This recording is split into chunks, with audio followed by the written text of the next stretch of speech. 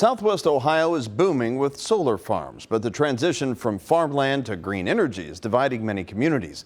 There are now 9 solar projects either operating or planned in Brown, Clermont, Clinton, and Highland counties.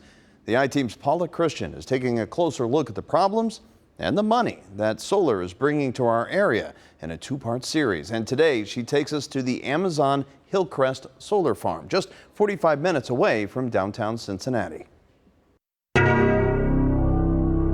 This is Amazon Hillcrest, one of the largest solar facilities in Ohio and also one of the first right here in Brown County. What neighbors and local officials say they learned from this project could be a lesson to other communities considering solar.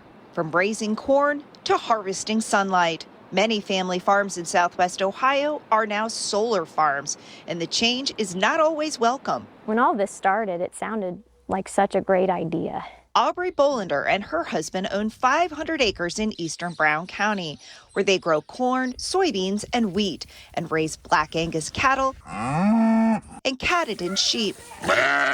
As vice chair of the Brown County Soil and Water Conservation Board, she's seen the impact of the Amazon Hillcrest Solar Farm. I was devastated, and it's not even my land. Bolender says farms next to the solar project now flood after heavy rains caused by ditch rerouting, topsoil removal, and heavy equipment compacting the soil. There wasn't any local oversight. State records show the project was never out of compliance, but Bolender says lax oversight from the state and local officials not having any jurisdiction were to blame. But that's not how Chad and Melanie Hawk see it. This was a grain farm, primarily raised corn, soybeans, and wheat on it. Now these 450 acres are part of Amazon Hillcrest. They say their land will be as good or better after solar is gone because their lease requires it. She urges other farmers not to sign a lease until a lawyer reviews it and to push for what they want. There's not a doubt in my mind we'll be able to farm this at the end of the solar lease. Farmers can earn 3 times more by leasing their land to solar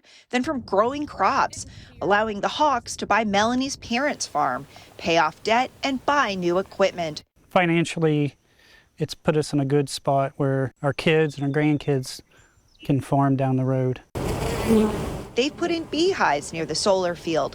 Without the chemicals from farming, they say they've seen more bees and butterflies than ever before. People are afraid of change. Brown County governments and schools are set to get $1.8 million a year from Amazon Hillcrest, but collecting that money hasn't been easy. We started pushing for why aren't we getting our solar money? Brown County Treasurer Connie Patrick says the money from Amazon Hillcrest owner, Canadian-based Interjex, was due in early February. After plenty of phone calls and complaints, Patrick says she finally got it a month late.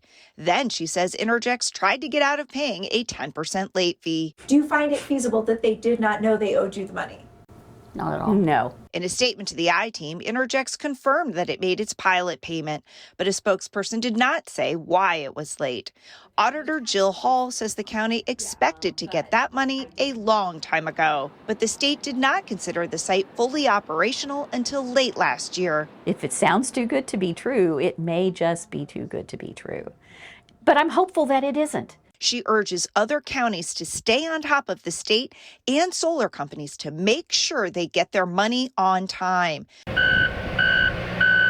Crews are now building a second solar project called Nestlewood on the Brown and Clermont County line, drawing complaints from residents about traffic, dust, and noise.